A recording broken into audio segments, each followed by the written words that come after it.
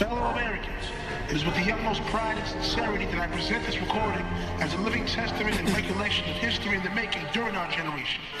Allow me to reintroduce myself. My name is Pi. The universe is predicated on the duality of chaos and order. Without these opposites to define each other, it is impossible for life to exist in any dimension. Therefore, we should accept both chaos and order as equally real and necessary. So it's been recording. We could actually really start whenever. So. Are you ready? Everybody ready? Hold on, let me get all the curses out my system. I was gonna keep all of this in here until you said that. Now that obviously gotta get cut out. No, but I can edit the shit out of it. This program is for that. PC. All right, and this shit says it's recording, right? Like you see the number moving. All right, so we're good. Yo, we back, boy. Ladies and gentlemen, We back. I don't know. I'm not gonna lie to you. I'm so excited that I don't even know how to start this motherfucker right now. Like I'm geeking. Clearly, you can see I'm geeking. I guess we should start with introductions because some people are gonna know us, but some people won't know everybody on the thing immediately. If y'all know me. Actually, you might not, but listen, I go by many names. My government is Leonel. People call me Leo. People call me Cito. Actually, most people close to me love me, whatever. That's what they call me. And then a lot of people know me by Francis Lee because of the work I do in the other podcast spaces. And I'll pass it off to whoever wants to go next. Hold on, your other nickname is Soy Boy. Soy Boy. Yeah, I did just get called the Soy Boy on Twitter. But who wants to go next? You said something, so now you got to go next. Yo, y'all already know, bro. Zay Moolah, a.k.a. Parlay Davidson, a.k.a. 50 Shades of Zay, a.k.a. No Chip Skylark. Y'all already know, bro. We back, bro. I missed that. We back. Who's going next, bro? Who's going next? My boy Goose Boost. Man, what's up, bro? Oshkosh? We go by like 5 different aliases. Tell them what they are. Number 1 is That's a nice little Damn, pause bro, right there. You don't even have one of the aliases Damn. clue. Like, damn. is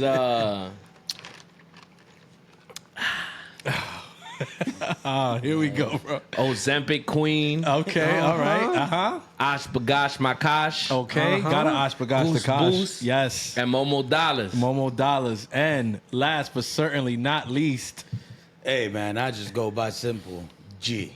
G, that's easy. We ain't gonna give people a headache. It's G. Government Jedi in Spanish, English Gerard, whatever floats your boat. I don't care. One letter, one syllable. It don't even matter. That's what it is. Well, the 4 of us would like to welcome y'all to Alternative. I caught y'all, right? Exactly. This is not AF. Clearly, you should know that because if you listen and you caught the name already, but we'd like to welcome y'all to the Pi Show.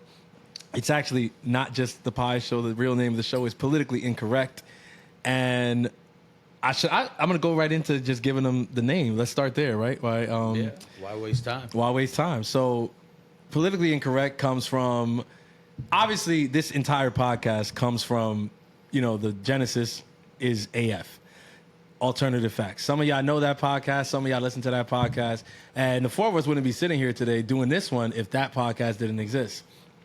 Towards the end of that podcast, and I'd like to get into that, but towards the end of that podcast, we started doing this thing with PC, which is basically when we started going off the rails, when things started getting a little bit left or whatever, we would start saying, yo, PC, like keep it politically correct, chill out, keep it politically correct, keep it PC or whatever, right? So that was like a thing towards the end. And when we were talking and brainstorming this new podcast, we were thinking about names, and that's one of the ones that came up to me like kind of immediately because of how funny the PC thing was, especially with the 2 guys to my right and my left. So we literally landed on Politically Incorrect. But a lot of podcasts have had that name in the past, so we wasn't trying to reiterate nothing that's already been out there. So we definitely shortened it to PI, which is Pi, which, that birthed the logo, which you guys are already seeing and stuff like that. We all had input. We put, we went through, I don't know how many different versions of that simple ass logo, but we went through like 10 different versions of it. And have to get it perfect. And yeah, we landed on the one that you guys are seeing today, and I can't make any promises on if that's going to stay or not, but that is the logo for right now, and this is the Pi Show. So welcome to the Pie Show, and Patent pending for all you thieves out there. that patent is coming. Like we got to do that like in a month. We patenting that. And it's gonna be, you know what I'm saying, copyright to these 4 people on the couch, and the only other people that could claim ownership to that is the women that we're married to. But yeah, Not even. Damn, my man, speak for yourself, G. see, I Speak to can't, yourself, I dog. can't go like, listen, we're gonna keep it real. Listen, the first thing I wanted to get into was kind of that, right? So let's kind of tell them why are we doing this again? Like, after everything that happened with the first one, after the fallout and everything, why are we doing this again? I don't even know who to throw it to. I don't Anybody. fucking know. Okay. I I'm don't gonna tell know. you right now. I'm gonna tell you right If now I why we're knew, doing this. I would have said, "Why are we doing this?" But he doesn't know. I'm gonna tell you But we right now. don't know. I'm gonna tell you right now. Y'all see what's in my hand right now? Every time That's water, and we don't. Yeah, it's water. water.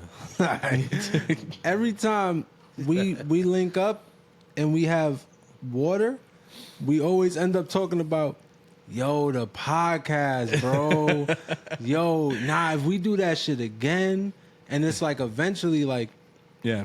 we realize that like the 4 of us, we're not just like bullshitting, you know what I'm saying? Nah. Like it came from a place of like ambition of not just like, damn, you know, we really like to do that. It's more so, nah, bro, we really want to do this. Like for me, it just felt like a piece of myself was kind of like missing, like low key, like not having that every week, like damn, because shit would transpire in the world and it's just like, damn, bro, like, yo, we got to talk. Like there was certain shit, there's so much shit that passed that I just felt like, bro, we got to talk about that shit, bro. We got Like, a pod about it. yo, bro, I mean, because the whole premise of the initial podcast was like, bro, we're having these conversations anyway. Right now, there's mics in front of us, but we are having these conversations like at home when we link up, like when dudes is outside smoking a cigarette. Like it's just regular conversations to be had. But like when these things was happening, that's what really makes you miss the pod. Like when things were happening in music, when things is happening like in politics, like it's always just like, damn, bro, like we like so much shit has transpired that I was just like, damn, bro, like. And we never stopped podcasting. Like I want to Exactly. be honest with y'all. We never stopped podcasting. We just stopped recording. We just stopped recording. Yeah. Like if you could go Facts. into our group chat during the Drake and Kendrick Lamar beef and just listen Bro. to the podcast that was in there, bro. Bro. Like, yo, 4-minute voice notes, bro. Like, Straight up. Every time a song drop, bro. yo, but the 4-minute voice note is crazy. And I'm a talker. I don't shut up. But it wasn't just me. Like I'm putting that out. Yo, we It were was all of us. Yo, we All of were us all did going. this. And Moisés, 4-minute voice. Jada, me, Sael, 5-minute voice notes. Like to that point where at the end of it, he's just saying like, yo, like if y'all can't listen to it right now, just listen to it later. But he said it at the end, so it didn't even make a difference. It's like I already heard it, bro. So, nah, but I didn't even know you said it at the end. I ain't listen. you see that, and That shit's still lingering on your phone. That shit never said, "Yo, keep the message he saved." said that shit's still gray. There's no blue on the phone. But yeah, I feel like that's another reason. But also like, and I'm gonna throw it to Jedi here because I feel like that's one of the biggest times where, at least for me, I could be wrong, but at least for me, I remember that was one of the first conversations that I remember G talking to me like, yo, like, could you imagine if AF was like a thing right now with everything going on?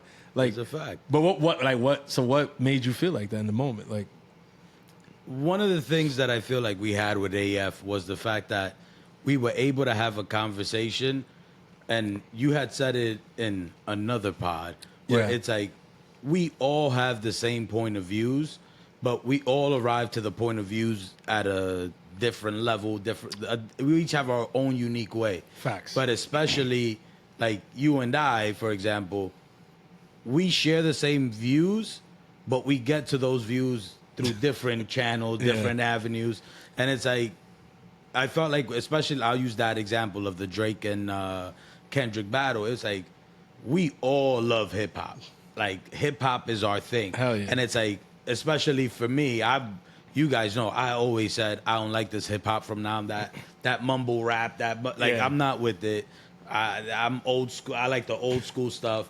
And it's like hearing Drake and Kendrick going back and forth.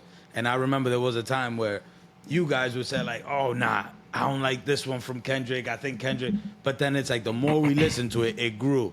And then it's like, it felt like at one point it was just me caping for Kendrick.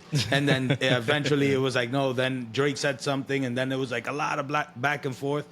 But it was just, like I said, it was just that. It's like, I feel like we have a voice. And it's not, but I guess to add on to this, it's not just about whether we have these conversations about hip hop or whatever it may be. It's also the fact that we have very different views to things in life. Yeah. It's like you see us and it's very easy to categorize, oh, these are 4 black dudes from the Bronx that just Exactly. is ratchet and ghetto and all these other things. But we also have that, like the faith aspect for us. That's very Exactly. important. We have the family aspect for us. That's very Yup. important. So when we take these point of views, you're not just getting, it's even the conversations we have in private. You're not just hearing, us talking and trying to cater to the masses. It's like, no, we're having real conversation. It's like, okay, I see why X is like this, but also, like, I don't know, but this is also I feel like people don't see it like this also. It's like, Yeah. it's very, like, we have those, and it's hard to get in. I can't think about a conversation right now, but it's that. It's like we have very intentional conversation. We see it from a very Facts. different point of view. And sometimes I'm like, when we start talking, I'm like, shoot, yo, if we just had a mic in front of us right now, That would have been fire. yeah, we would have killed. I mean, I'm with it. I feel like those are exactly where the conversations we were having during that. I know that there's been other times. I mean, I would say what's the last? What's one of the first times? I'm trying to think. One of the first times that Momo came to me and was like, "Yo, this is why we need AF back." But I feel like the moment that AF stopped, the next day Momo was like, "Yo, this is why we need AF back." Like immediately, you wanted to bring that podcast back. Nah, yeah. I mean, you should be one of the happiest people here right now. Nah, I am, bro. It's Because just- you was like, Just right now, there's a big issue going on in my life, man. I'm a Ozempic demon right now, so that shit's suppressing my social skills right now. So don't take Ozempic, because that's my problem with Ozempic, man. You see all these people with Ozempic, and they get skinny, but they look like they dying, and they don't understand what's really going on around them. So that's why, So with me, right now, I always wanted the podcast to come back because it's exactly what everybody's been saying. Like, we have unbiased decision. Like, we have unbiased Opinions? ideas, opinions, Yeah. and stuff like that. Where it can come out biased, but it's not, because we have different takes. Like, we see both sides of the end of the stick, right? So we know that there's a lot of situations going on, especially in the rap game, in sports or whatever it is. And, every time we together, it's like you can see it with G, and you can see it with Cito, where they going back and forth. And then I'm on the other end, and I'm like, I understand, I agree with Cito. But then Jada's going too hard. I don't understand Jada. But then Zay gotta, like, we like the middleman. Like, we have unbiased decision. I feel like every time we the link, middlemen is what they call themselves now. That's interesting. I feel like us YBS demons, like we on the top. You know what I'm saying? Yeah, Yeah, bro, like, y'all was we- on the top of the list of reasons why Unbiased. it's no more AF. there's a lot of unbiased opinions here. So, I feel like, why not grab a mic and put it out to the world, right? Like, I feel like people really fucked with us. Facts. I feel like people really vibed with the shit we Yes. were saying. We might have gone outlandish sometimes and shit like that, but it's like We made some mistakes. We always grounded ourselves, and we always came out with some fire shit where we always Facts. gave our ideas, and then shit was booming, bro. Shit was getting good, but I feel like right when it was getting like really good is when it got the axe. Unfortunately, like I feel like we had finally hit our stride. The PC thing was kind of working, and some things happened behind the scenes that, unfortunately, I don't know if that's really the best. This is like really the best avenue to talk about those particular things. But I will say, whatever it was that happened, I was really like kind of sworn off it, and then the four of us spoke, and yeah. I mean, I feel like we just got to a point where we wanted to legitimize ourselves, and we wanted to grow. If we wanted this Yeah. to be better, it was Yeah. never it was never like, I feel like what we were putting out to people was just bullshit. Was just it's not even our conversations, because we have very good conversations where we speak about shit and it's just like it's some heat.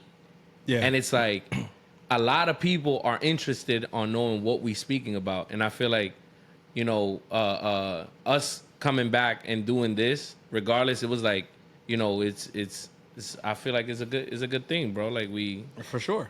I feel like a good analogy for alternative facts is like a football team, right?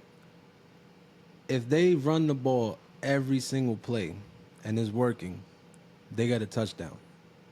Now, you could throw the ball and get the touchdown, but throwing the ball is a lot more risky. And I feel like with alternative facts, we had the destination and we had the topics, we had the conversations that were very important. But we also took risks. I know myself, I did, with some of the content, some of the things that I was saying. And it's like, it's one of those things like, listen, are you willing to risk the touchdown by throwing the ball and getting the interception, right? So it's like, we knew the goal, what the goal was. Because it's like what G said, that goal never changed, to have these intentional conversations, to talk about what's really important. But sometimes, you know, me and Momo, we'd do an audible. And sometimes, you know, we might have said some shit we shouldn't have said. That's when you throwing the ball and taking that risk. And you can still get to that touchdown, but it's not as safe as running the ball. It's not as direct as running the ball. It's not as productive in that sense, you know? So what you're saying is that C's he was the quarterback. He was throwing the ball to me. We're all on the same team with 3 wide receivers. And for some reason, you and Moise were trying to get the ball away. Yeah, we were trying to catch it. I feel like we ran a wildcat offense sometimes. Because the problem was, if we real, we sometimes we took the ball out of the QB's hands. The problem was, and we let some of the wide receivers throw that motherfucker, and that's how we got in trouble, bro. We worked hand in hand with Vegas, so we knew that the parlay was gonna get cooked. Okay, if it would have landed on G's hands, so I would just catch it because I needed to let my boys parlay click. No, but so, you would take it. You would take the ball out of my hand and not let me pass. Exactly. So you I would take it and pass it to Zay, and then y'all was doing some. Exactly. We had now, some spicy ass parlays. Listen, C's was Lamar Jackson. That's high praise. I'll take that. And G was Derrick Henry. Them two by themselves, Kobe Bryant. They could run the ball safe. Lamar could run the ball, they could get the touchdown, but every once in a while, you got to throw it to Zay Flowers. And Rashad Bateman. I ain't gonna lie, sometimes them niggas drop the ball. Nah, it's a fact. I might not should have talked about you know who, but you know, sometimes niggas drop the ball and you be like, yo, bro, see, this is why we run the ball. That's why we run the ball. So I wanted to talk about, I did want to talk about like what happened with AF. I did not expect all this accountability. I got to say, like, that was shocking, but I feel like I got to also take accountability. Like, all of it. I mean, like, at the end of the day, like, yeah, it was things that were said or whatever, but it was also the fact that they were said with me sitting right there, G sitting right there. Like, and we didn't refute, like, we didn't push back in the moment. Like, yeah, later on, we'd be like, yeah, nah, whatever. But in the moment, we were laughing. And I think the thing is, what I learned, what I really want to talk about is what I learned from that experience is, bro, honestly, yes, as much as it's true that we have these conversations, whether it's on air or not, some things just don't need to be out there. Every great company rebrands, man. That's a good lesson. That's the I'll take it as that. I take it as that's the lesson you learned. But I just learned that not every conversation is for everyone. That's what Momo say when he trying to sell somebody solar for the second time. But I just feel like, bro, like it was something special. And if there's anybody out there that's like already a little bit kind of thrown off, that it's like, wait, it's the 4 of y'all, but it's not AF. Why not just bring back AF? Well, this is going to be a different show. And I think we all agreed, like from the beginning, that if we were going to do this again, we were going to commit and this was going to be different. And from the start, I wanted you guys to know that it was different.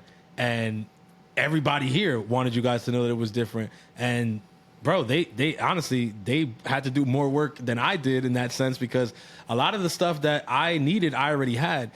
A lot of the stuff that you see us using today, though, they just purchased and made investments and literally had to go and make this happen. Like, And I think that was a concerted effort that we made. And even this first episode that some of y'all are watching with video and seeing us sitting here or whatever, this is an effort that we made to prove that right off the rip, like, this is going to be a different experience. It's not to, diminish or shit on what AF was, but I think we all had a really good conversation where we decided that as good as AF was and as much as we enjoyed AF, what we want to leave in the world, what we want to give to the world is not necessarily AF anymore. I think it's something different. And I think that's what 100%. that's what Pi is now. I think that applause is a little low, and I don't know how to turn up those sound effects yet. So I just Listen, man. I know they're hearing it, but I just know it's a little. Oh, Moises over here learning this. Listen, man, we gotta give thanks. We gotta give thanks to the Almighty God, Okay, because I want to know how long that's gonna go it for. took a very long time. You got to stop that. It took a very long time for us to get to where we are right now, man. I think it's been over a year, right? It's been over 2 years. Yes, but That's what also that's kind of the next thing I want to get to. You kind of perfectly segued into that. Yeah, man, it's been over a year, man. We got a lot of different things going on. I think in the Over last 2 years. in the last pod, I'll start off with me, right? Tell everybody. First of all, where are we? So we in CT right now, man, because Exactly. now we live in CT. Right? That's It's right. This is a different type of commitment that we doing, right? 'Cause CT vibes. we was New Yorkers. Now we nutmeggers. We live out here in CT. We love it. what a nutmegger. City is amazing. That must State be is amazing. a CT thing because I never heard that. That's CT lingo. He said nutmeggers. If you're not with it, get on with it. So No, I still live in the Bronx. us CT citizens, it's a perfect life. It's a beautiful life. We live out here. We have a way bigger home. One of Gorgeous the home. pods that we recorded was in a very small little apartment that we had, me and my wife. But now we up here. We got 5 kids. We expecting that 6th child. Clap it up. Yeah, man. Clap we got it up. Yo, clap it up Yes, sir. Clap it up for got the 6th child open on to the way. life. Clap it up for 6th being child open on to the life. way. Wife is wilding. It's not even me, it's her. Wait, last time, I'm pretty sure the last time we were potting, you still had, it was 3, right? It was 3. It was Yeah. 3. It was 3 because he had Noah. Yeah. I'm giving the names, but I'm gonna give my kids' names. I don't know, but I don't want to give all your kids' names. if Yeah, you don't want Noah, to. Isabella, Ava. And Ava, and then since then you've added we 2 got more, Elijah, Eloise, and another one is on the way. and Marquise Harris. My boy, my boy dropping kids like Netflix episodes, man. No, not. If you gonna wait on Netflix, if you gonna wait on Netflix, Netflix don't drop shit. Bro, 'cause Marquise Harris they be is- taking 2 years to drop Squid Games. Yeah, Bro. Marquise This why- Harris this why is he on crazy. number 6, though. bro. We're not gonna address that. This He why- wanted to even Marquise Harris. See, this is why Kai can't be on in the background because that's what So- that's where that comes from. Yo, so time But- out. So Momo's on number 6 because the Netflix don't load up. That's Nah, that's what it is, bro. I gotta get an Ethernet to the cable for that shit, bro. Yo, So- the video taking Hold too on. long to load. I want to keep him. I want to keep him on track. You moved to CT, yeah, so had 2 more, got another one on the way, and you also started something. Yeah, I started my own business. Clap it up for your own business. Yeah, man, we gotta Clap it up for your own man. business. got my own little business What going I'm on. talking about. I love how he has to extend himself to give Yeah, himself man. his own applause. And we could move it. We could move it, but that just looks so funny. It's Yo, like, so we man, God has been good, bro. shout out You the name can't- of your company. Man, What if they need solar? is MA Logistics, man. If you need Facts. some solar, if you live Yes. in Jersey, if you live in New York, if you live in any state, any 50 states, bro, you can hit me up, man. Holla You at your boy. You could just DM us. We gonna create a page, just like how we had a page for AF. So yeah, we got the business booming. We got that, got a 106 tax bill that we got to figure out. but Don't just skip over that. 106 is not 106. yeah, 106K, man. So the IRS is watching. They want to know what you have to say about Yeah, that. man. I don't And they're make no viewers. money. They see all this new microphone, headphones. They're like, this was it- all. he's all out there through- buying stuff with our money. It's all through my older brother. My older brother, man. Oh, really? He working with the Jews, man. Listen. He got the money, man. Listen, I don't know good. what he's talking about. Hold on. Okay, big move to CT, big moves in the family. Started your own business. Business is booming. and you know it's booming because the IRS is up his ass, so it's booming. What else though? What about you? What's different about you over these last couple of years? Nah, man. Had to take an internal vacation where Internal vacation. I had to realize that not a lot of things need to be said in front of millions of people. It could just be said in the bathroom or with my wife. A lot of things you just keep behind closed doors. Not to laugh, but Because it can get you in a lot of trouble. And you just got to be vigilant and mindful of the things that you put out. Because a lot of things that you say can hurt you. and other people. And other people, apparently. It's not apparently, but and other people.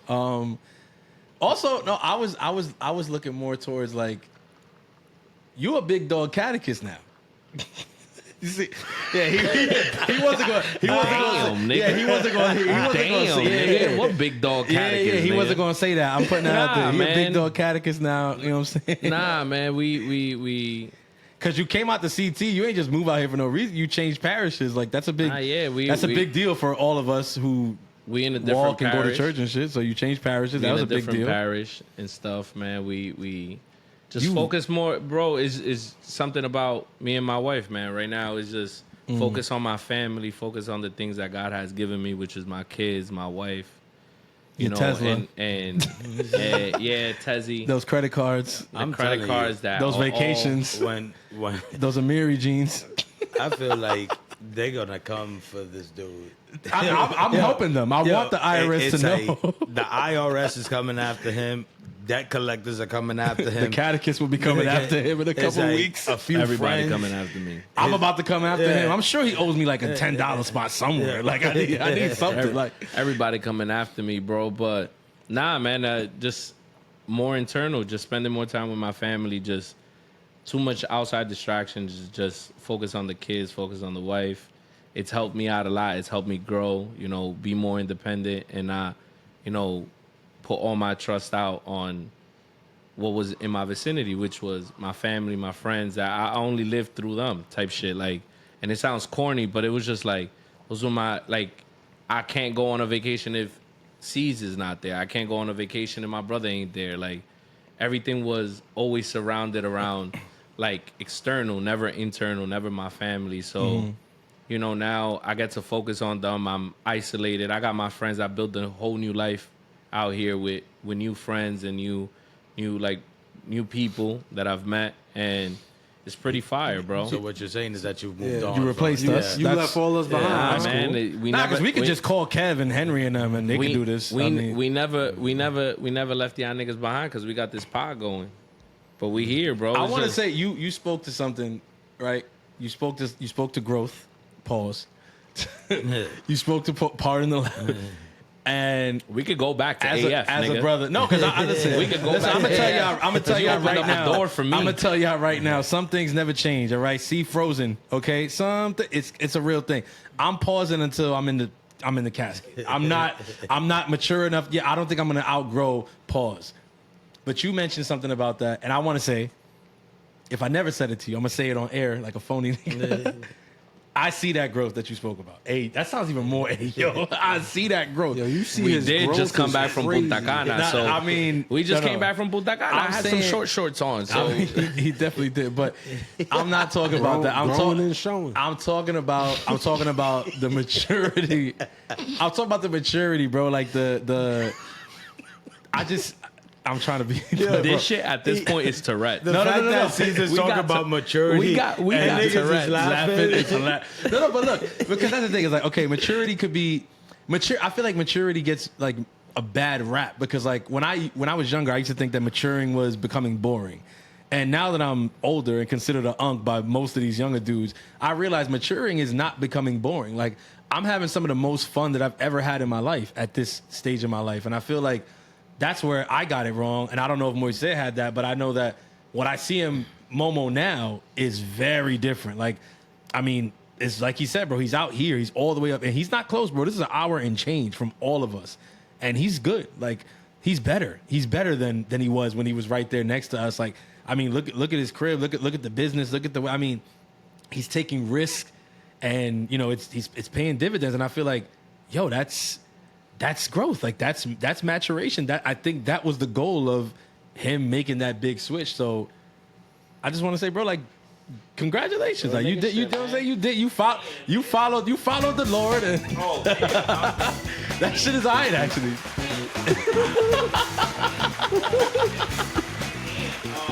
Welcome to Let's Make a Deal. We have Momo stepping up to the stage. Yo, I'm not gonna lie, that shit's hilarious. Why don't we just have a jazz break? Niggas Sound like just the, click, sound like the misclick, beginning bro. of Conan, bro. Niggas just misclick, bro. Now we in Jimmy Kimmel It show. sounds like a nigga. Jimmy Kimmel, like the guest just walked out, like, welcome, Bad Bunny. Damn, bro. Nah, but Yo, just so you know, when we have our first guest, we playing that shit. nah, but Oh shit. before we switch over to Zay, is all praise to Allah, man. Is all Who? is oh my fault. I mean God, bro. Like it's been amazing, bro. Like No disrespect, we don't discriminate, but I'm just saying, We like, I been- didn't know that was your vibe. we've been dying to restart, to redo this shit, bro. Like I miss y'all niggas, bro. I miss being on the pod, bro, and It's a fact. just vibing, bro, and just talking shit, and We just a back reason now. for us to relink. So We back now. So, Zaytoven. Last time we potted, you also didn't live where you live now. You also had less children than you have now. Got like 6 kids. You're still working in the same industry, but some things have changed, bro. So let the people know what you've been up to these last couple of years. I mean, first and foremost, tell the IRS I'm good. You know what I'm saying? Don't look into me. Don't look too deep. You know what I'm saying? Might find something, you know. But You're on Momo's list as a beneficiary, so if they can't get it from him, they're going to you. yeah, his name is Jose man, Luis. I am not a fellow nutmegger. All right, I don't know. Nutmegger is like, I need the story on that later, Yeah. but Yo, I never heard that. nah, but It's nah. I it's mean, New London lingo. Damn, nah. Stop talking shit about my city, nigga. you don't live in London. Go ahead. Nah, it's cool. I mean, life just been lifing. I mean, since we last recorded, I would say, even during, like, you know, when we last recorded, there was just a lot of things I didn't understand about, like, life, and I had to go through, like, you know, a maturing process, and there was a lot of things that I was just processing. And, you know, my family's a little different now. I got 3 kids now. I think back then I had 2. Yeah, it was just Gray and It was just 2, but, you know, it was a big deal because, you know, my first one, Grayson, around the time Genevieve was born, like a little bit later, that's when we had found out that he was diagnosed with autism. Mm-hmm. So if I'm being completely honest, the things that did to, like, my day-to-day life, my situation with Rose, like, it was just a stressor because I had to come to grips with the fact that there was something in my life going on that not only I could not control, but something that I didn't know about.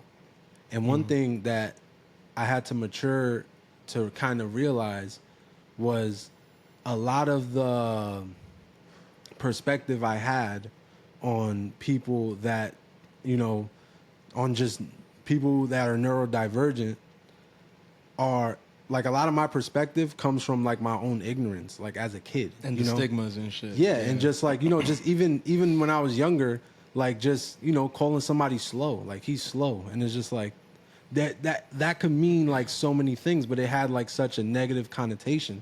So I was going through, like, an internal battle of just, if I'm being completely honest, just not accepting my son the way he was, but also not accepting that I didn't accept it, if that makes sense. No, I get it. It's truly, like, you know, a victory, I would say, that me and Rose were able to get to this point again and have another child, because when that happened, that kind of just swayed me in, like, a different direction, and it puts things into, like, a crazy perspective, and it becomes hard, you know, like sometimes to see like how good God has been to you, but sitting here now and thinking about where I was mentally when we were last recording, although we was having a great time, I see like just how faithful God has been to me and my family, and all of you gentlemen here for sure, but and myself, like just the level of growth. Like I don't look at myself and say like, damn, like you've grown so much, but just the way I look at things is so different. And in that sense, I'm gonna talk a lot of shit about my wife, but before I do, in that sense, I have to give flowers to the wife, because on top of the fact that she probably knew, you know, what Grayson was way before a doctor told us. You know, she had to manage being a mom, she had to manage kids, but she also had to manage me. And it's just, those are tough conversations to have, and I was not, you know, fun to be around in that moment.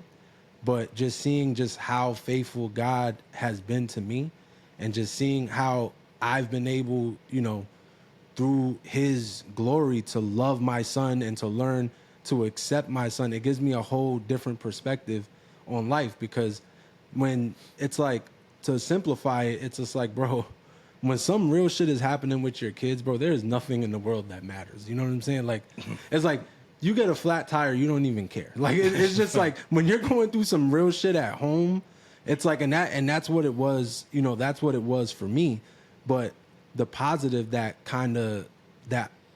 came from that was, I realized that at the end of the day, all this little shit does not matter.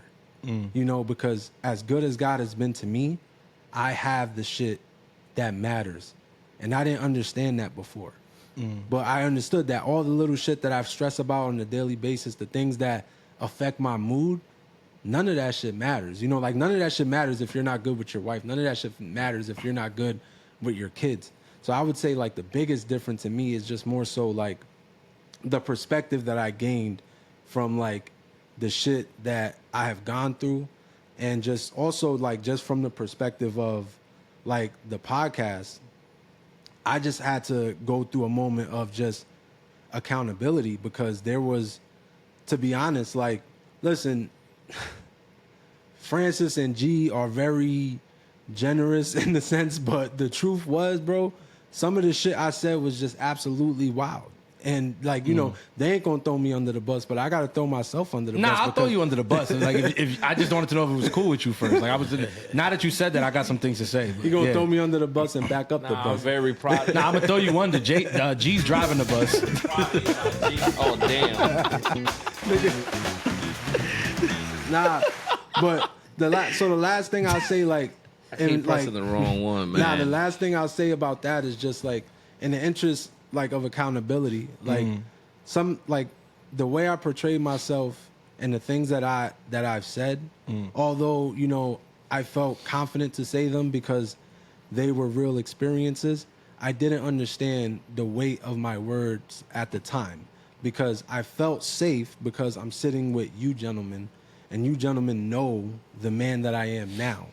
So I felt like I could share these things, and because people know me, you know, you could just say whatever, because it's like, oh, but you're not this way now. Exactly. But I didn't realize how hurtful that could be to someone without the understanding, Without the context. Without the context. Yeah. Honestly, people who are, you know, who can be judgmental, or honestly, people who just, you know, they want to listen to a podcast. You know, they see, you know, a man, a father, you know, somebody who goes to church, and they expecting just, something you know, different, and they just don't want to hear that. Like, I'm not gonna fool y'all and say that, you know, I've grown and I don't still find certain things funny, but I understand my responsibility with the platform that has been like afforded to me. Now, I'm not gonna say that I'm gonna say everything right, or, you know, shit is gonna be perfect. But like I said, in the interest of accountability, I got to take accountability for my role in that, and for putting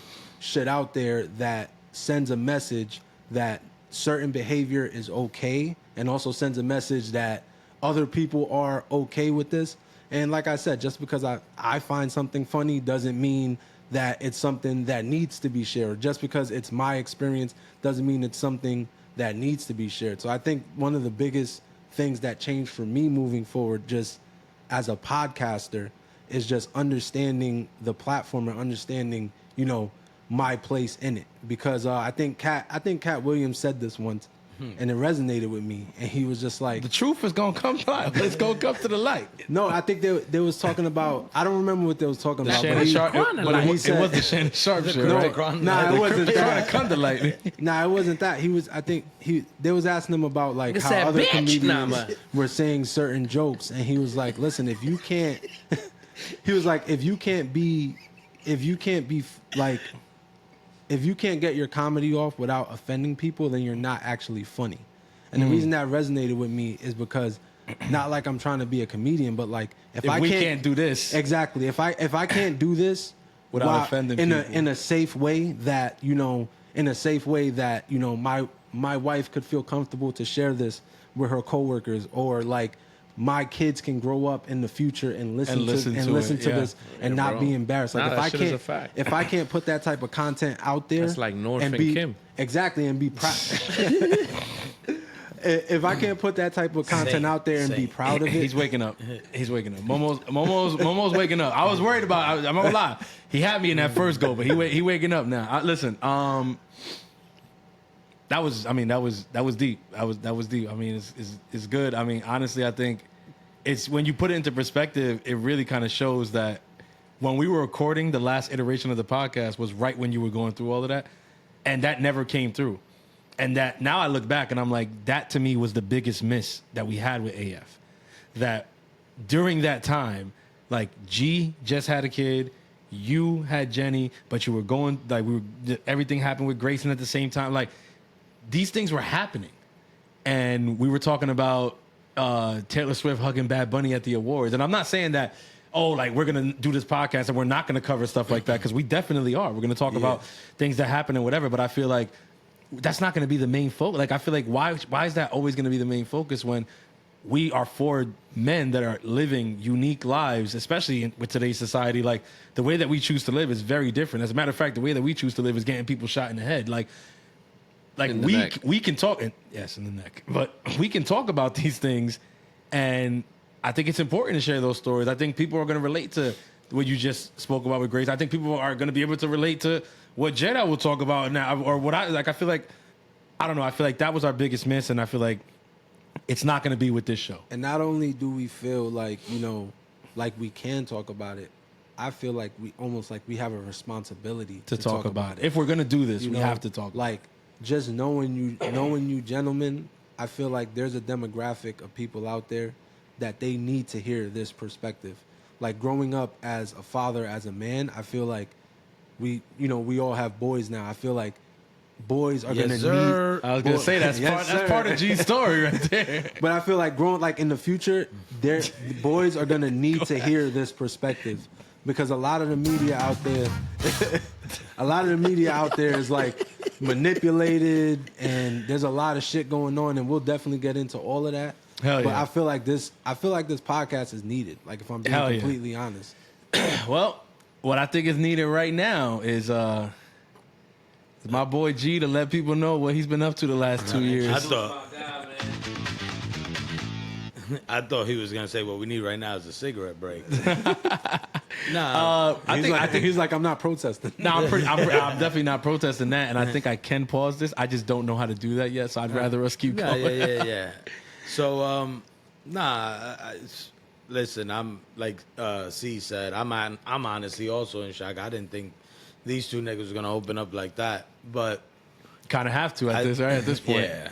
We getting I real. got no We choice. getting real. We getting real. But I think for me, it's that there was just a lot, you know. And one thing that I will say about everything that we've been through during this time, and like I know Zay and Mo have been just talking about, like, you know, where their shortcomings were, and I know for sure one of the things that I've said it in AF. and I've said it many other times when I've spoken to C's in private, and also Moise and Zay, is the fact that yes, we want to make something successful. We want to, you know, like we have to speak about these things. If we're gonna do this, then yes, let's speak about those topics that people are afraid to talk about. Give our perspective. But the thing is, also, I will say, which is a part that was missed, is that also in AF there was a lot of disagreements. There was a lot of times we didn't see eye to eye, and we would get into very heated arguments. Problems would start, and we've kind of spoken about it in AF, but we've kind of made light of it and kind of moved forward. Yeah. But the thing is, it's like most importantly, I think to all of us is like always keeping this brotherhood that we've managed to build since we were kids. Like I've known these dudes since we've been 4 or 5 years old, fighting in the freaking seminary. whippersnappers. Yeah, Throwing You heard, snowballs I outside hope y'all the heard church. what he just said. Like, yo, fighting in the seminary. yeah, is like in the crazy. place where of God, They ju- holy they- grounds, and we it's- fighting. and it's like we fighting over there while our parents are also receiving the Holy Spirit and all Nah, that. they stuff. was in there fighting in the Oh, yeah, convenience. yeah, they were fighting. Everybody was fighting. Yeah. It's just a different kind of fight. But you know, and I feel like that was also one of the many flaws that we had with AF. Is like we all went into that with our own perspective and what we wanted to Different do. idea. Yeah, like that's a good point. Everybody had a different goal. Yeah, I think. Yeah. None of us were actually. We would say it's like, hey, let's make something out of this. Exactly. But it's like everybody wanted to make something out of this. A different something. In their own way, you Yeah. know. Good and point. That Good and that point. made it also very difficult. Yeah. But you know, we're here now. I'm super excited. I've been dying for this for quite some time. Shoot, since the last time we did AF, I think even before we did AF, it was just if I'm being completely honest, I was just living a complete lie. You know, it was just kind of. Not kind of. I was living a double life. It's like living that married life, but then also wanting to be outside, wanting to be in the streets and present this persona that wasn't really true. And I wasn't being true to myself. As much as I preach and I talk about being a real dude and all these other things, but I wasn't being real with my wife. I wasn't a father. I wasn't a husband. I was just going crazy to the point that while we were doing AF, there was a point that I was even arrested. It was like for drinking and driving. It was like a lot of things were going on, which, you know, for most people, it's like it cost me harm in the leg. But for most people, it would be something degrading, but or something that they wouldn't even speak or even talk, brag about or anything. And it's not bragging. I'm just very grateful it happened because. I've said this before. I felt like that moment helped me prepare for everything else that came in my life. It's like without that, I wasn't gonna be able to be the man that I am today because being arrested helped me put all the other BS aside and it's like focus on my family. It's crazy how the timing of that. Yeah. That's why I didn't even put the. So- that's crazy because it happened before every. Yeah. That's So it's wild. like this happens, then it's like I get arrested. I kind of have to. I had been married at that point maybe 4 years, and I had to finally be a husband and a father. And it's like be there for my wife and prove to her every single day because it was like I was going out, I was going to happy hours with teachers, legit flirting around with girls, like living a complete double life. And it was like. After that, it was like, shoot, I'm about to lose everything for what? A moment, a second of fun, a second of... So, and it damaged a lot of relationships. It damaged a lot of things in my life. But it was like, most of all, I know it destroyed my wife. It's like, this is something I'm going to have to speak to my kids about eventually, you know? Just because I want my kids to know who their father really is. But it was like, as time progressed, it's like... what was it? While we were doing AF, I'm pretty sure all I had was my 3 girls. And, you know, everything was fine. Then we stopped AF. Then Rebecca gets pregnant again. We have our 4th kid, Camila. which that one was a whole struggle. Killer Cam. Yeah, it was wild. And it was like, but in 2023, like I'll never forget it. And I said this, it was like, it felt like every 2 months, something happened.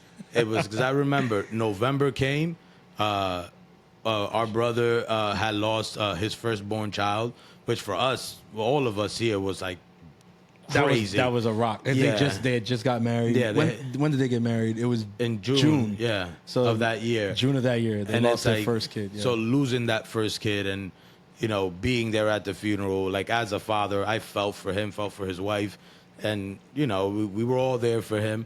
But it was like that happened. Then my wife goes into labor, I think a couple days later or a week later, and then my wife is facing a situation where she almost dies. It's like, and I'm like, okay, God, what are you trying to tell me? And then it's like that happens. Then that's November. Then everything comes out fine. The baby comes out, no issues. But I was faced with a decision where the doctor pulled me out of the room and was like, hey, and we always heard it in church, like, hey, you always have to choose life. But when you're in that moment and they tell you, hey, mom keeps trying to push the baby out, she's not dilated enough. She's gonna rip and like bleed out. Like, you have to tell us right now, what are we gonna do? And do we you save? Pick? Who do we save? And I tell you right now, I couldn't even get the words out because it was so hard to even think about like telling a doctor like, hey, like in no other way. It's like, kill my wife to save the baby. It's like, not kill her, because they're gonna try to do their best to save her. But that's how you it's feel, like, and the but it's choice. like that's the choice that I felt like I was being asked to make. So it's like that happens in the end. Like the doctors, well, not the doctors. God really came through clutch, because right when they were gonna like just do an emergency C-section and all these things, this one doctor comes in, checks, she's 10 centimeters dilated, baby comes out, everything is fine. So it was like that was a real blessing. But it was a time of struggle in November with the loss of the baby. Then my wife with the complications. Then January comes, and your goddaughter decides to have seizures. And it's like, I thought she was being possessed. If I'm being completely honest with you, I was like, this girl's possessed by the devil. I was like, Which is impossible because she's a saint. But yeah, I was like, this little girl is wilding right now. She's like getting like she's shaking and opening her mouth. It looked like something out The Exorcist. It was like, but then we end up in the call the ambulance, end up in the emergency room. So that's January. February comes and I'm still making this joke, and I'm like, hey, I hope everything for March, everything is great. And then March comes and then my wife has a stroke. She has this thing in her. She had this thing in her brain called brain AVM, which is a malformation of the vein and the artery. And it's like when that happens, I thought that's when God really took that moment to humble me. It was like I said before, I've always prided myself in feeling like I was the toughest dude in this room, in any room. It didn't matter. Like, love these dudes, but it's like, I don't know, maybe it is for sure the way, just the things that I did growing up. I think I could fight the whole world. It's like, my two brothers call me they used to be like, oh, Superman. Or Moise has this running joke because he says that I told him one time that I've hurt people. So it's like, that's one of the best jokes we that he gonna be tells, by the honest. way. That's not exactly what he said. That's not exactly what he said. But we can't say that here because PC. PC. This is not alternative facts. This So- is politically interference. Now we get it. Yeah. So he's the toughest guy in the world. so, but then like when everything goes down with Rebecca, I think that's the weakest I've ever felt in my life. I realized, me being the most vocal person, that if there's a situation I'm always fighting and advocating, I didn't have a word. You guys were away on a pilgrimage with The the winter kid. pilgrimage, yeah. It was like you guys were away, so everyone that was close to me was also gone. away. It's like my parents were in here; they were in mission in another country. Moises out here in Connecticut. Misael had to take care of my kids because I needed to be at the hospital. It was just, I felt completely alone. Jacob. And then, And it was like the first time ever. Is that why that's his name? Yeah. Get the French out of here. Look at So that. it was like, That's crazy. it was the first time in my life that I felt just alone. Like I didn't understand why, like God was even allowing this. I was like, and my whole battle during that time was like, why does she deserve? Like, give it to me. I've been a piece of crap my whole life. Like, let me go through this, or let me be the one to die, but not her. She doesn't deserve this. But I remember just, you know, that moment, feeling completely alone, no one around, and I see how, you know, you made the joke, but it's legit that. It's like feeling like Jacob. Yeah. It's like I was being attacked from all different directions, had no escape, had no answer, I couldn't do anything. All I could do was just hold on to God and like tell him, I'm not gonna let you go until like you bless me. And it was like when that happened, you know, I saw how God answered right away. You know, always heard this thing that the church isn't a building. The church is where a small a group of The people. a group of people, even if it's big or small, where the people is gathered. That's where the That's church the is, church, yep. with Christ in the middle. And it was Exactly. like, for me, it was like, shoot, it became real at that moment. Because I remember it came a point where the doctors told me, hey, sign these papers because we're going to try and see, your wife is dying. And we're going to try and see if we could save her life. And almost saying like, hey, we're not liable. Yeah. I couldn't ask him, like, what do you mean? Nothing. I just grabbed those papers, signed it, and went to go cry like a little bitch. It's like, that's all I could do. And then I went outside, I prayed, I came back in. And listen, those of you that know me know I'm not the biggest, like, oh, Jesus, and like, oh, believe in, not that I don't believe in miracles, but think that, oh, this is a miracle. Like, but that day was legit a miracle. Because I saw how, one, I go back inside the hospital, and I was in the emergency room, only one person per patient, and all of a sudden there were 8 people there with her. It's like, and she wasn't alone, I wasn't alone. And then when they take her away, seconds later, because Rebecca wasn't even able to talk. She didn't know where she was, who I was, that we had kids, anything. And then all of a sudden she was able to come back, and, you know, and it was the prayers, it was everything. And it's like going through all of that in that moment, it's so much. I could be here all day because it was a long experience, but it helped me to see like, hey, I need to do, like, I've taken my wife, my family, my faith, my friends, my everything, everyone around me, I've taken it for granted. And it was a moment for me to truly reflect and realize that, hey, life doesn't come from me. My family isn't protected because of me. My family isn't anything because of me. My family is what it is because God has allowed it to, and they exist because God is the one that guides my life, my family's life. It's like everything I have is because of him, and it's like we owe it all to him. Facts. And it's like, you know, and it was a very, very enlightening, a moment of enlightenment. And, you know, and then of course that was March, and then April comes, and then all of a sudden when May comes, it's like, hey, we have to go back in and redo the close up the surgery. And I remember I was calling people, say, hey, she went in at 7. They were like, it's a 2-hour surgery. She'll be out in 2 hours. And I remember it was 7 a.m. when she went in. And at 4 or 5 o'clock, I was calling C's. I was calling every, like, yo, bro, I can't take this. I don't know what I'm going to do. It's like, I'm freaking out. And everybody's texting you like, yo, have you heard anything? Have you heard anything? It was wild. Yeah. So, you know, in the end, my wife is good. It's been a lot of like, it's been a work in progress of her just going through, you know, rehab and a lot of different things. But for sure, it's been a great, this nigga got me nervous. I mean, you could have just walked in front of the camera for all of that game, but it's all right. It's all right.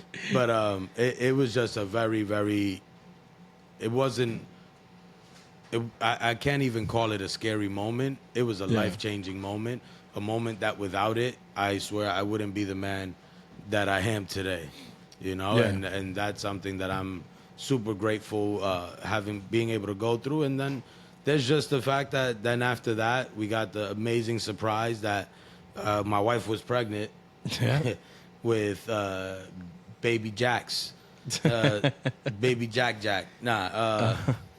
We found out she was pregnant, and it was we finally got the boy. So it's like after much time waiting, it was like I saw how God was also faithful in that. And you wanted to, you gotta tell the whole, Yeah. you gotta give it, because like, it's not just you got the boy.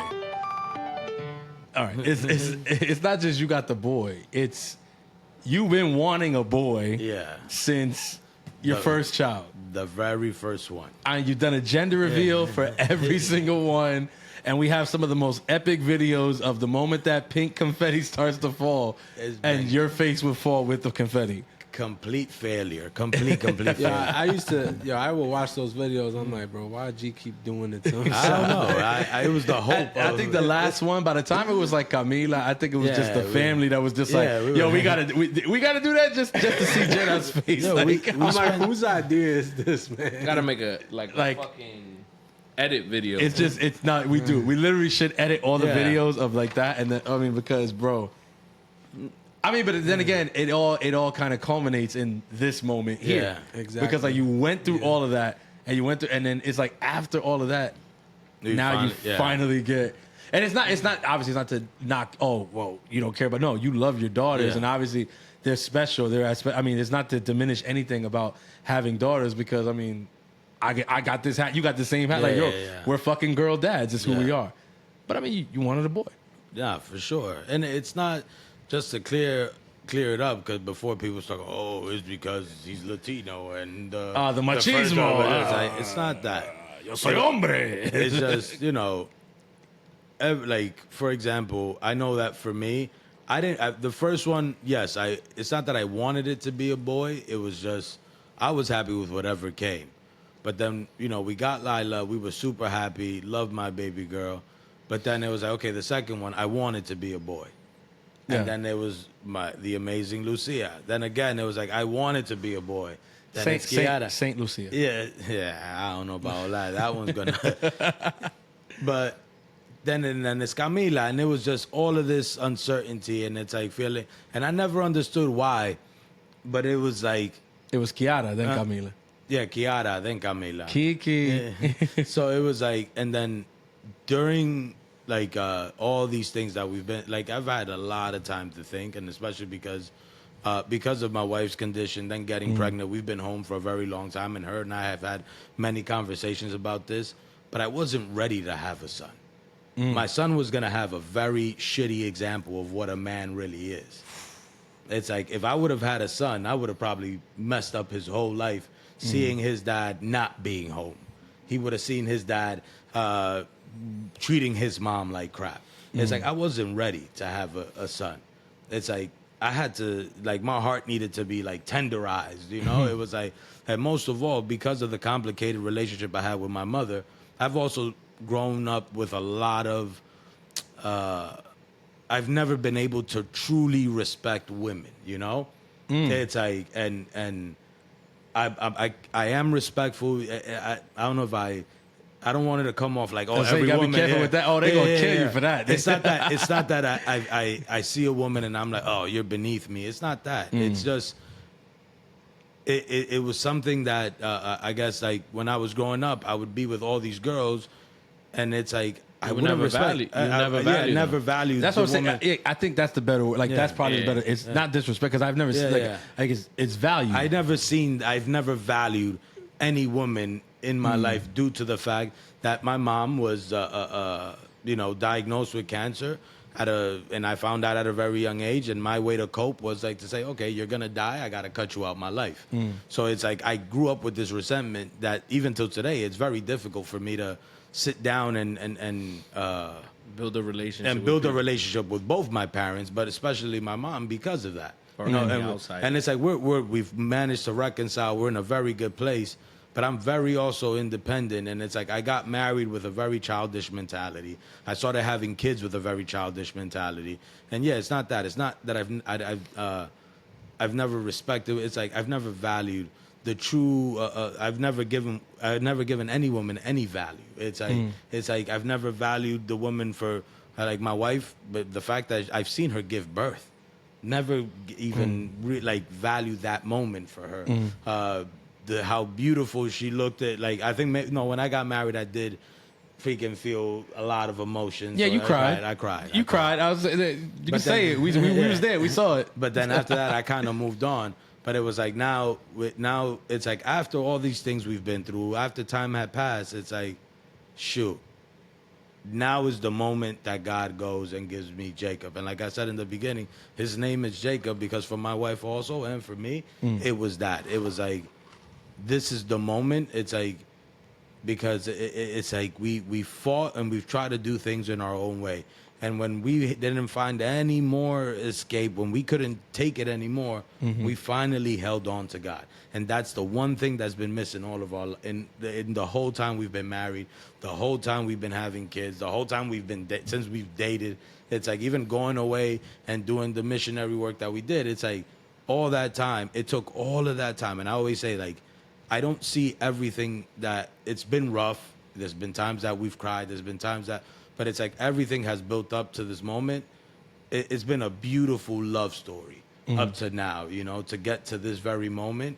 And it's like, I'm grateful for everything, you know. Of course, there's a lot of mess ups, it got really messy. But it's like, in the end, not just because of the son, it's just in general. Life has been truly, truly a blessing. And I can't complain. I really can't complain. And plus, the pod is back. So it's like even that, shoot.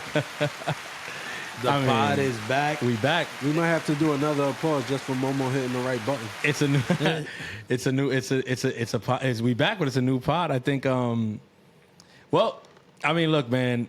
Honestly, I listened to that. I think the crazy thing that struck me in, I want to say, listening to Jedi shit just now was when he's talking about this. And I heard the story a million times. I was on the pilgrimage. We were in communication when all this shit happened, but. Like when you said it now, I made the connection. Like you're in that moment, and the doctor comes to you, and it's like, "Yo, we gotta do this, whatever, like that." But you're gonna have to make a decision, like, you know, because we can't say both, whatever. Like so, and it's like, who do you choose? And you're saying that, and I'm playing the eighth catechesis like immediately, right in my head. It's like the doctor comes to you, says, "Who do you choose?" And the catechesis says verbatim, like after Kiko goes through the whole thing or whatever. At the end, he goes through Barabbas, he goes to G, whatever, and then at the end he says, "So who do you choose?" Yeah, I got goosebumps when you said that. I was like, shit, like. I mean, you talk about, yes, we go to church, we walk in the community, we're catechets, we do whatever like that.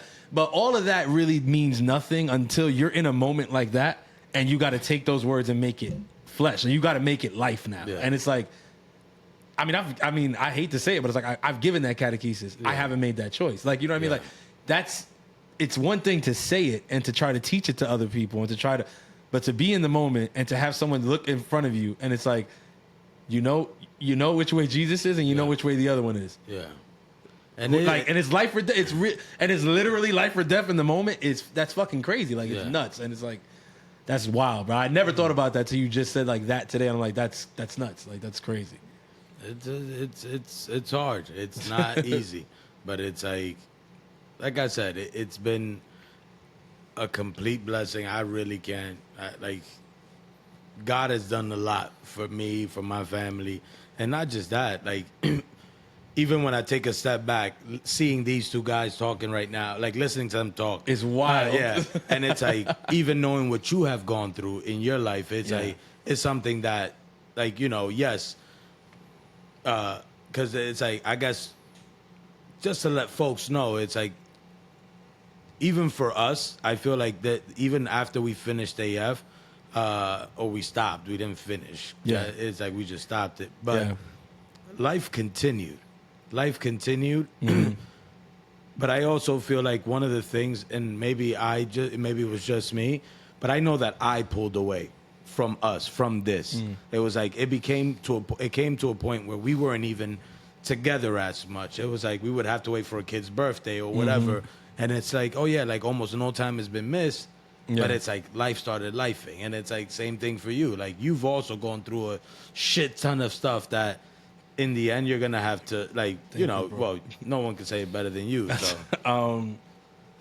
Actually, I mean, I'm not gonna lie to you. From the moment Momo started talking, he started getting into stuff, and then Zay and now you, I was like, okay, like I love podcasting. I'm gonna put that out there. I love podcasting, which is why I'm doing this. I work on a baseball channel, NYY Underground. Shouts out to my brother Pete, Jira, all that. They're actually expecting a kid right now, which is nuts. Hey, congrats. Right? So that's dope. And I say that to say, like, I do that because I love podcasting. But one of the things that I've never done in podcasting is what we're doing now. And I think that's kind of the thing that put me over the edge. I'll start from, when AF stopped.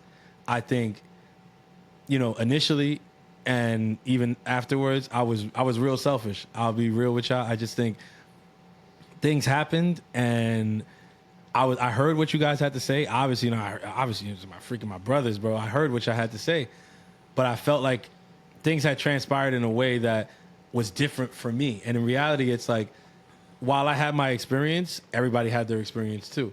I think till this day, I still think that I was justified in my feeling the way that I felt, but I feel like the reaction to the feeling was selfish initially because, Momo said it when we had that first conversation. I was like, nah, he just sounded like he's done with it. And it was like, I was like, nah, I'm whatever. But in reality, like, he was right. Like, I was off it. I was off it. And I went through a lot of kind of off it, since then.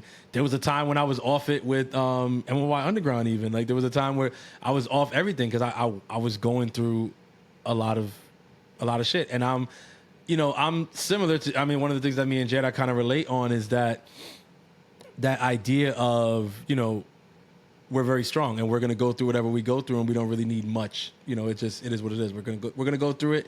And listen, man, everybody got problems, so it's not really a need for you to try to put yours on somebody else. But I think, like Jada says, he approaches it like as the tough guy.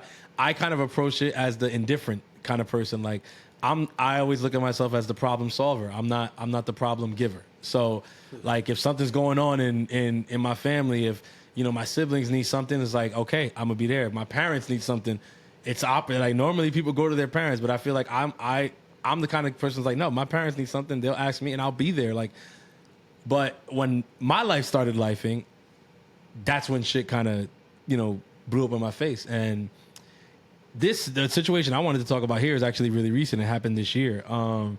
And this is what I want to talk about this because this has probably been the biggest thing that shook me in my life. And I've been through a lot in my life and I've seen a lot and I've experienced a lot, but somehow this is the thing that shook me to my core. And it's something that I'm still dealing with all the way in freaking September. And this happened in February, but that's just how life goes. And it's not something that I would talk about on, my podcast on NYYU because I feel like, we're covering baseball and it's like, I would hate to be like the freaking buzzkill talking about losing a child, but like I feel, and we're talking about the Yankees or whatever. It's like the Yankees lose enough games that I don't need to talk about losing a child. You know what I mean? They've taken enough losses. If you saw the 5th inning of Game 5 of the World Series, what's more traumatic than that, right? But just become a Red Sox fan. Yeah, and you can also go through the same PTSD. Red Sox are really good this year. But yeah, my wife and I, we found out we were pregnant last fall, and it was obviously really exciting. I always get really excited when a new pregnancy is brought to my attention, and I was happy because we've had our son. Our son was the first one, and we've had 4 girls consecutively after my son Lucas. So I was like, yo, I think it's time for another boy. Like, I think Lucas been asking for a brother. He's about to be 10 this June. So I'm like, he's been asking for a brother forever. Like, we slacking. Like, we got to pull up. We got to make it happen. So I was like, this is going to be the one. And I said that because the people that were pregnant around that time were all having boys. And so I was excited because I was like, yeah, I think it's going to be anyway. So time goes by. We do the test and we figure out that she's a girl. And I wasn't any less happy because, like I said, man, girl dads. Like, at the end of the day, it is what it is. Like, if you're a dad and you have girls, I don't have to explain it to you. You just know, like, that love is different. It's special. I have a daughter that right now, at whatever time, I don't even got to look at the time. I know that no matter how late it is right now, I have a daughter that is up waiting for me to get home, and she does not care. Like, she's going to be there, and the moment I walk through the door, she's going to, like, run down the stairs and greet me. Like, that's special. And to find out that I was going to have another one of those was exciting. And I told my family, I told the community, obviously, because the people that we go to church with are an extension of our family. Like that's the kind of church that we go to, which I'm sure on later episodes we'll kind of go into more detail for those of you who have no idea what we're talking about when we make those references. But yeah, everything's going good. We find out a couple months into we're doing the I believe we did a Shema at this time. I think we did a Shema with you guys. And when we do that, we did that Shema convivence, and then we came back. I think we had to do the meeting with you guys. And that same day that we did the meeting with you guys, Gato had the appointment where they told us that our daughter, her name is Mara Valentina. So they told us that Mara was coming with a deformation, which basically that everything was fine, but her right arm was only formed up to the elbow. So they showed us like the ultrasounds and everything, and they did like the 3D ones. And then, Gato was a little bit, nervous or whatever. She calls me. She's like, I don't know, whatever. I'm just like, I don't know. Like, listen, man, it is what it is. Like, it's fine. And, they obviously they recommend the stuff that they recommend. Yeah. They're like, that's one thing. It's probably going to be more defects. There's going to be this, there's going to be that. We recommend, what termination, basically, as if it's like a job or something. And my wife immediately is like, no, absolutely not. She calls me. I'm like, you don't gotta ask. Listen, I was like, it is what it is. I mean, she's gonna have one arm. I mean, I can already think of the beautiful nicknames I'm gonna give her. You know what I mean? I was gonna call her Nubby, Stubby, all types of shit. I had all of it already planned. But what was that guy named? I think it's Jim Abbott. The picture that he had one arm. I had mad. I was gonna call her Hanselita because Hansel in the Dominican too. I had all the nicknames for her. He don't want to laugh because he's like, I'm such an asshole. But I was already going through the nicknames, and I was doing it with my wife to make her laugh and kind of make light of it. But I knew that she was scared, and I was scared too. But that's the way that I respond to fear, in the family. Like I feel like that's my role, as the father, as the kind of head of the house, things like this happen, and I got to respond like that. I got to make light of it. I got to calm everybody else down. But inside, I was freaking the hell out. And Momo jokes about this shit with me all the time because he's one of the people that notices really early on when shit is bugging the shit out of me. I guess because I think he kind of also has a little bit of OCD or whatever. Now with me, it's not just OCD. There's a lot going on. But yeah, if you knew me in that moment, you could tell that the wheels were starting to turn. That was in January. A little while after that, it was the day before Valentine's Day, and Gato, there was, I don't want to get too graphic, but there was a fluid and whatever, and she was like, I don't know, something happened, I think maybe the water broke or something too soon, or oh no, I'm sorry, no, immediately I think originally she thought she was just going to the bathroom too often. And we were like, yeah. She was like, but maybe some water broke or something. I don't know. But she's like, I'm going to go to the hospital. So she goes to the hospital February 13th, day before Valentine's Day. And, she's in there, and I go to work. And then I'm at work maybe 30, 40 minutes, and then she calls me, and she's crying, and she's telling me that they're telling her that we're going to lose the baby. And, I don't know. I'm not about to freaking do all that on this podcast, but it's the first time in my life that I got that phone call. We have 5 kids, to put in perspective. I said this before, but we have 5 kids. The pregnancies, there's been tough ones. I'm saying Claudia was nuts. She decided that, in typical Claudia fashion, that she was going to come when she wanted to come, not when anybody else said that she was supposed to be here. Ruined the whole baby shower planned, ruined everything. I had a baby shower planned a couple weeks before his wedding. It was going to be a pre-wedding. She was like, nah, we ain't doing that. It's showing up to a party when the host is just waking up. Mm-hmm. At 10 a.m. That's Literally. when she pulled up. She was making breakfast. She making breakfast. The host is coming downstairs. Yeah, so real early. We've been through stuff Claudia. Obviously, Regina was freaking wild. Regina was in the NICU 2 weeks after she was born. For the first, I want to say 7-8 days, the doctors had no idea what was wrong with her, and then come to find out she has the ectopic pituitary gland, and that was a whole freaking thing. Basically, when she called me and said that we were losing the baby, my world got rocked because I thought that what happened with Regina was enough. I thought that, I was like, okay, God, you did your big one already. I have a daughter that has a condition that she's going to have the rest of her life, that the doctors who are treating her, who are some of the best in the world at this, don't know what to do with. You did your big one. You know what I'm saying? I got it. You know what I'm saying? You did your thing. I got the one kid that has to have the thing, right? So I was like, that's it. It's smooth sailing from here on out. And she called me that February 13th, and I literally was it was surreal. I was like, this shit ain't happening. Like this shit is not. I was like, I mean, she was over 5 months, like damn near almost closer, so close to 6 months. Like literally 2 weeks later, it would have been around the time that Claudia was born. Like, so that was the hardest part. Because I get to the hospital and I'm talking to the doctors and they're like, yeah, you have to understand these things. And I'm like, yes, but I've seen this before. Like I have a daughter and they're like, yeah, but no, you're not understanding that those 2 weeks and 4 days make all the difference here. Like those 2 weeks and 4 days, yes, like we can save her, we can give her some type of quality of life. We can, like, there's a way, but right now there's no way, because basically what had happened was the sac broke and all the fluid was gone. And so we asked, like, I mean, can you put a needle in and put more fluid in there? And they was like, it's just gonna leak back out. Like we're acting like we're doctors and we're trying to give them answers, and they're just like as patient as can be, but they're just like, you know, we're trying to find every way to let you guys know that baby's not coming home with you. Yeah. And I mean, it's tough because, I mean, my wife is a very strong woman. I mean, yeah, I know I joke about her attitude all the time, her violence and stuff or whatever.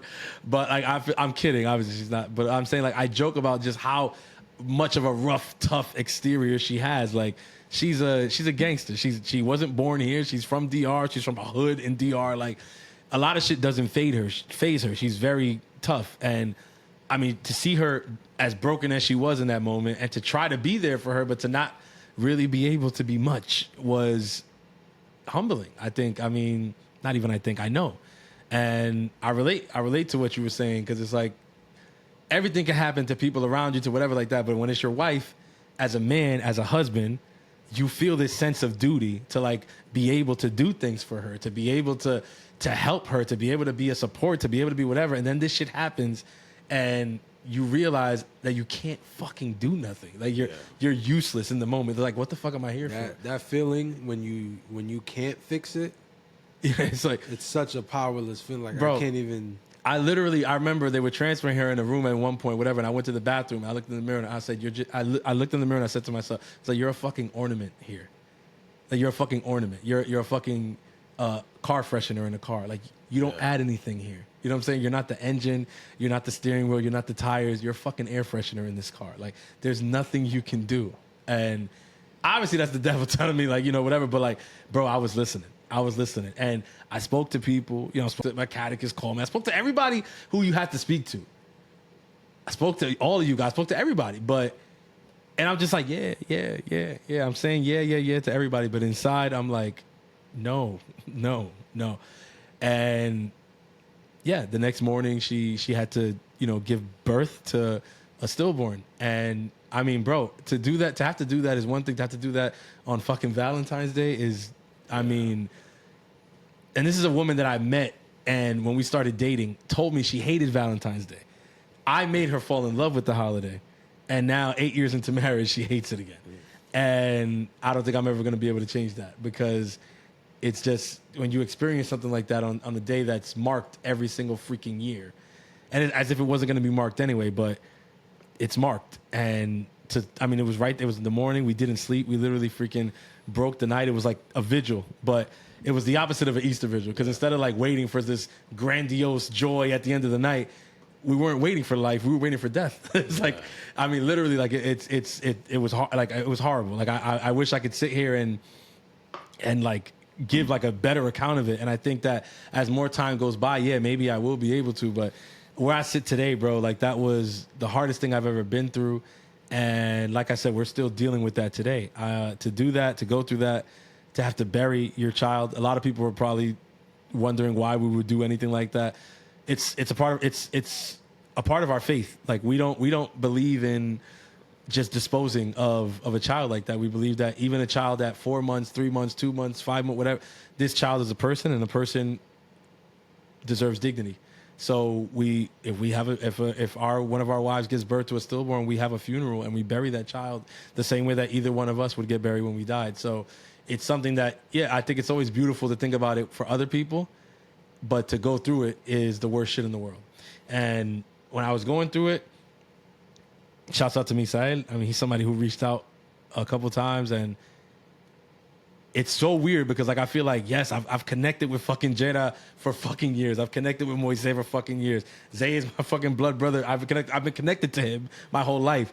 But I feel like me, Syed, was like probably the last person that I made that connection with. And that was the time that I made that connection with him. That was like, that's gonna be what bonds me and him forever. That he would text me during that and he would not say much. The only thing he was saying was like, bro, I know. Like, bro, I know.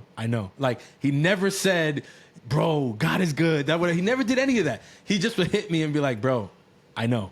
And to be honest with you, like, I feel like that's what I needed. Like, that's what I needed. Just to know that there was somebody else out there in the world that knew exactly what the fuck I was feeling. And yeah, you know, we had the funeral and everything, and all of you guys were there. You know, you guys have been there for us. You guys have been there for God. I mean, it's tough. I mean, look, man, it's wild. I never thought that I would be sitting in front of a mic and a camera telling that story because I know that I haven't even gone this in depth probably in my community, and that's a fault on me. Like, I definitely should have done that, but you know, I have my reasons as to why I haven't yet. But I feel like, yeah, bro, like that's something that has marked me and changed me, because I'm just telling you, man. It's like I was trying to say when you were talking about what you went through, G. Like, it's one thing to read scripture, right? It's one thing to read catechesis. It's one thing to read the fathers of the church or whatever. Like, it's one thing to read all that. And to speak about it and to talk about it and to whatever. Yeah. But when you get presented with the situation in your life and it's not next to you, close to you, but it's touching you, and it's like, yeah, like what do you say? Like, do you really believe? Like, is this really what you believe or not? Like, and it's like, bro, I mean, because if I'm being honest with you, man, they came and they offered a procedure that would have been much easier on my wife's body, and probably would have, you know, it would have been over with so quickly that I think it would have been less excruciating on her emotionally and mentally.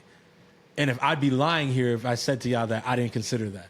Yeah. 1,000% I consider that. As a matter of fact, there was a long portion where I was like, I'm gonna try to convince her maybe, but you know, whatever, call it discernment, call it the Holy Spirit, call it whatever it is, something obviously clicked and was like, you can't do that. Because that's your daughter, that's your child, and I mean, bro, I don't know. Sometimes I you know, I have I flash and I see her because when she gave birth, they gave us her and we held her for a little while, and I flash back to like me holding her like right here, and singing to her and praying with her, whatever, and it's like I swear to God, I'm not trying to make this like more freaking deep and emotional than it's already been, because we went nuts today. I didn't even think we were gonna do all of this, but I flash back to that, and I will say that those brief moments lately when I flash back to her, having her there, they haven't been sad. Like, I would say the last 2 months since the pilgrimage is the first time that I flash back and I see her and I'm not sad. But I mean, it's been tough, and it's been something that, yeah, man, we're dealing with it, and my wife is dealing with it. It's been tough, but I feel like it's brought us closer as a couple. It's brought us closer as a marriage. I think one of the things in our marriage is we're two very independent people, and we can get into a flow where it's like, yo, we live in the same house, we're with each other, whatever, but like we can get into a state where it's like, you're doing your thing, I'm doing my thing. You're doing your thing, I'm doing my, and we kind of like, we just go and go and go and go. And things can go like really far like that. I'm sorry, I'm just making sure that she didn't send me anything. We can get into a state where it's like, we're going, like doing for the kids, doing for our siblings, doing for everybody that we need to do things for. And we just don't connect. It's like a phone that you never plug into the charger. You know what I mean? And I feel like, yeah, you plug the phone, but it's the charger plugged into the wall. Yeah. And I feel like we get into these flows where we do that. And after Mata, it's like if we see ourselves get into that, like one of us kind of, and I was talking to you about it today, because I like, you know, you went through, you had something like today, whatever. And I was like, bro, like, I feel like that's what I was talking about. Like, when we get into that state now, like one of the things that she does, and I hate it in the moment, but I love her for doing it, is that when she sees that I'm getting like that and she can't reach me any other way, she will pick the stupidest fucking fight in the world with me. Mm-hmm. She'll find something crazy and she'll argue with me about it. But she doesn't do it just because she wants to. She does it because she knows that's how I'm going to snap him out of it. Yeah. Like he's going through the motions. He's not showing any real emotion. And I do that and boom, I get an emotion. It's anger. It's upset. It's whatever. But I get a freaking emotion. And it just shows like, show me you care. And it's like, I show her because I fucking crash out. At the end of the day, like I was telling him, I was like, I'm a certified crash out. So she knows if you come looking for me, you're going to find me. But shouts out to her, man. Shouts out to all our wives. Deep, I man. mean, That's deep, man. All praise to God, man. he just been dying to hit that damn. I mean, clearly you're gonna be working the soundboard when we're in your house. So, listen, where did you see where we at on the time? Because I can't see from here. I just want to make sure we're not going too crazy. All right, the time is running at the top. Yeah, nah, we good, man. We good. We got 4 more hours up in this bitch, man. All right, we definitely don't have 4 more Definitely ain't hours. got that, man. So I'm gonna zoom in there. All right, yeah, We're I already think getting to the hour where my iPhone is trying to update on its own. That's how I know it's getting that's late. how you know it's getting too late. My shit No. is trying to automatically update. That's how I know I'm supposed to be asleep. Nah, I said that, no, go ahead. My bad. I don't want. Nah, I wasn't gonna say nothing, bro. Yeah, I was trying to say something. My bad. Oh. Nah, my whole thing is like just to, I guess, I'm super pumped for this podcast. Yes. I know today kind of we opened up. I felt like We just unloaded on everybody. Hey, yo. hey yo pause. AF. The one thing I will say is I've though, been flagrant today. I know. is that I feel like this episode was necessary. Yeah. Even though I don't know when y'all tune in how y'all gonna feel about it. Honestly, I don't give two shits. Maybe people might It's think we dragging it, bro, but it's something that was needed. I don't give two shits. I think honestly. I think we had to do that. Yeah. Me personally. No, then that's what I'm saying. I felt like Some people if might think that. we but- want to make this work, and there are gonna be times we're gonna have conversations, and I feel like you need to know who we are, Yeah. so that you're not jumping on this journey with us, trying to understand. It's like, oh, who do they think they are, or why do they speak like that? It's like, this is who we are. Yeah. And this is just a piece of who we are. This is just the past 2-3 years for some of us. This, as Cito said, for him, this is still something current that is going on with him. Shit just happened. And, yeah, it's like for Zay, it's still something current. For Moises, and even for me, like, you know, it's like but it's like you guys need to understand who we are. So I would say this isn't episode 1. This is just the what's This it is called? episode It's just zero. the interlude, This, bro. yeah, This is zero. episode 0. I mean, look, if you guys are hearing this, obviously the show has premiered. The plan that obviously we got to agree, but by the time you're hearing this, hopefully we've agreed. But the idea is to drop 2 episodes together. So this is episode 0, and you're gonna get the real episode 1 right after this. Like it's both of them will be available to you today. But we had to start with episode 0. We had to let you know where we've been at, what we've been through, and that, yes, like, are we sitting here and trying to start the podcast off by saying, yo, like, we're holier than thou now. We're 4 different people. We're saved. I'm delivered. You know what I'm saying? It ain't none of that. I ain't flagrant no more. I don't know, but I'm not gay no more. We're not trying to say we're not saying that. We're not saying that, but I am delivered. but I think it was important to start with who we are. We never did that on Alternative Facts.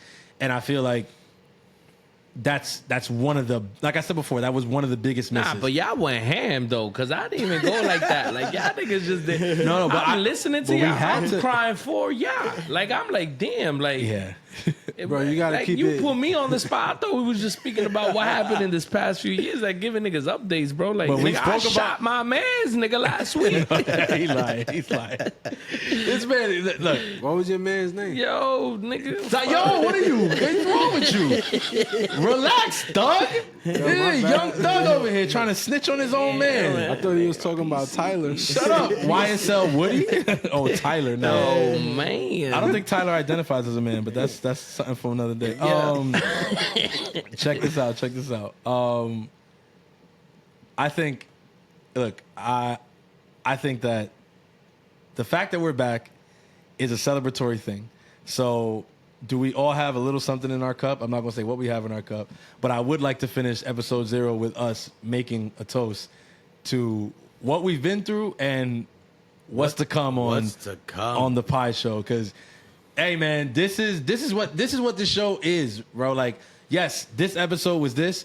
Episode 1, I promise you that you're gonna listen to right after this is not gonna be this. Like episode 1, it ain't gonna be that. Nah, episode 1, we get into the shit. There's a lot of stuff to talk about. A lot of stuff has happened, and we're anxious to give you our takes on that stuff. But yeah, we had to start with life. So I just want to say hold one thing on. before we continue is we all have been through shit in the past few years, but, you know, I miss y'all, man. Not for a fact, but also it's like for me, and I know the rest of y'all, like, you know, when people would ask about alternative facts or say, yo, what happened to the podcast? Like, yo, y'all not dropping this week? And it's like, nah, you know, we ain't doing the podcast. And then it's just like, people like, so you dropping next week? Like, what? Exactly, like, what's You know, happening? No, but it's like also like, you know, as a content creator, like you kind of internalize that and you kind of feel guilty because you feel that responsibility To those people, As yeah. cringy as it sounds to people who are many fans. niggas came up to us and said, yo, Yeah. like they wish they would have heard our take on the Kendrick and Drake shit. Like, Exactly. especially People were, like, even, asking even about with it, yeah. politics, like Facts. the shit that happened with like Exactly. Trump. The and last shit that was election, facts. That was Like, that was yeah, that was everybody it. wanna hear our talking take. about the election. This man got shot, and we weren't doing the pod. It's a fact. It's like It's a fact. Exactly. bro, like twice. so much hot shit has been going on, And it's we like- weren't there. But you know, I feel like we all had some shit that was going on that was very serious, very Yeah. severe, like in our lives, and it was just like we were handling that. Like if we was still doing a podcast in the middle of all of our situation, like, bro, we would have never been doing this. I feel like this one would have never been created because it would have just. It would have became a selfish shit in a sense. Like Jedi, the wife almost, like he almost lost his wife, and Yes. it's like, yo, we need to do this episode like for next week type shit. Like, but Jedi Yeah. can't be here. Like, Yeah. that shit's selfish. Like, Yeah. Zay going through shit with like autism and his kids and all this other shit. Like, that shit's selfish. I didn't know Zay Zay had autism though. Yeah, like my man was on the short bus. that, He was that explains a lot.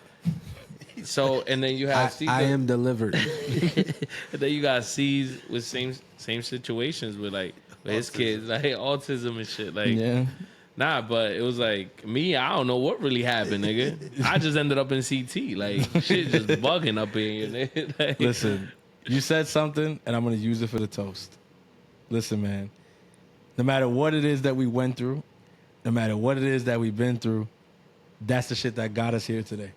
and that's what I was gonna say earlier. I was gonna say that shit. My I bad, just didn't want to cut you off. It's just like, Bro, it's a podcast. Everybody's supposed to cut each other off. I was Nah, listening. man. I was Nah, looking it at was- y'all it was today, and I some- was like, yo, I don't know if they rusty or something, but niggas ain't cutting each other bro, off. it's, Like, it's some deep shit, bro. Nah, we when was it- really listening Yeah, to I the think shit, it's and that then, when you speak the way we spoke today, it's hard to very jump hard in. to just like. and like I wanted to Like, press them buttons, nigga, like 50,000 times while Cito was talking. Like when Zay was talking, I was like, shit.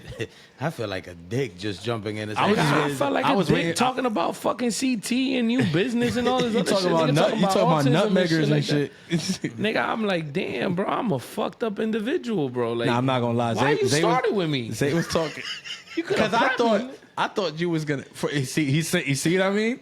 I'm not even gonna get into that. I'm gonna get into that on episode 1 because that's the shit. Because we definitely spoke about what we wanted to did. do. And he says, "Why you ain't prep me?" Look. You know what this is? Nigga, I shot my man's, nigga. You know what this is? Listen, man. No, we're not doing that. Listen. Like I said, bro, I'm gonna re-say the toast again, and we're gonna end this episode because I don't want this one to be too long, and then the next episode. But they got a week to listen anyway. They got a week to listen to 2 episodes. We normally gonna drop once a week. Listen, man, whatever you got, if you sipping something and maybe you listening to it in the morning, so put your coffee up or whatever. If you're doing your water, put your water up. King David Sacramental. Hey, if you just got off the Eucharist, that King David, you already know. But listen, man, whatever you went through, whatever you've been through, that's what got you where you are today. So, pa arriba, pa abajo, pa el centro. Hey, listen, ashes to ashes. All right, no, we're to not doing dust. that. We're not doing that. PC. All right, ladies and gentlemen, that's been episode 0 of the Pie Show, and we'll see y'all in episode 1. You want to put that applause on the way out? Go ahead. Throw that. Deuces. Throw that on. You can turn off the recording because you're closer than me.